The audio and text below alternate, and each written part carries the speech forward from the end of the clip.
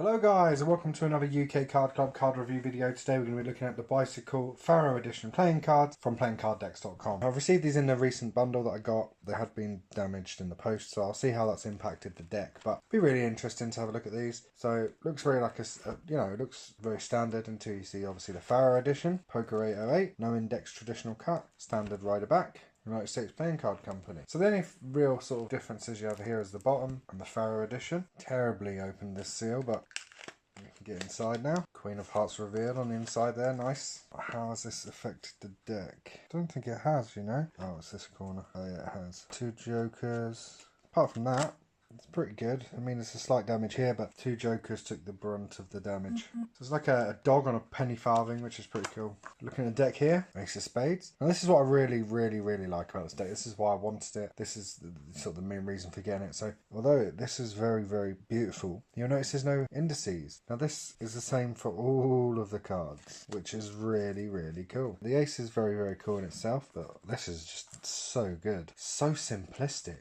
And I mean, it's exactly the same, you know, this is a standard deck. So, you know, all of the faces are standard. They just don't have any indices. So the impact that's going to have for like fanning, it's going to look like you've got a blank deck. Spreading, until you get to a sort of wider spread here, they look blank, which is really cool. So this could be incorporated into a lot of Magic. So if you had like a standard deck, you could, you know, do a change and add extra pips, or you could remove the indices from a standard deck. So that's really nice. Standard bicycle finish. So as you can expect, it handles very well.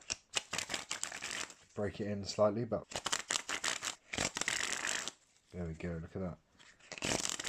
So yeah, I really like the fact that the back remains the same. There's no real change there, so it can really easily be incorporated into a standard deck. And just the lack of indices is just so nice. You get double backer at the back there. I was about to throw this on there and I remembered even the aces don't have an indices. I just think it's really cool. It's very different. Yeah, I mean, I'm just really impressed. There's not a lot of cardistry, you know.